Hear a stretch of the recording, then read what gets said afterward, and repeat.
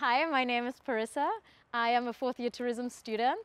I come from a bit of a mixed background. I'm mostly German, but I lived in South Africa. My parents come from different places. And yeah, I chose the honors program because I wanted something really different. So in a group of 3 students, we researched all about inclusion and how social isolation appears in our society.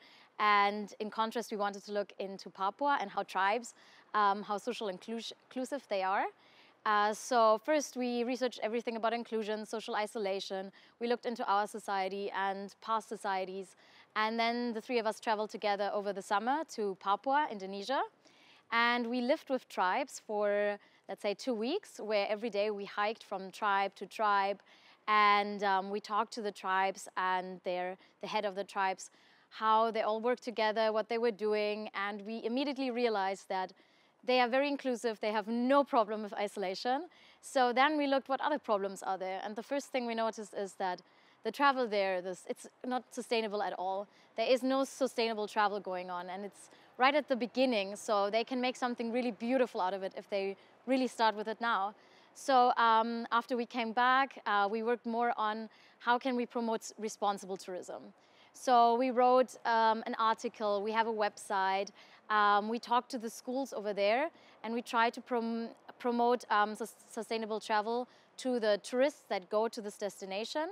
And we try to make them see how they can make a difference by visiting local schools and informing them about their own countries, and to actually learn from the locals themselves how their society works and how their country works, and actually give something back.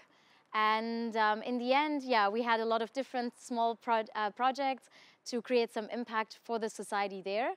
And yeah, like I said, we have a website, we wrote an article, we gave classes, but mostly we wanted to promote sustainable tourism at the destination itself by making the tourists aware of what's happening.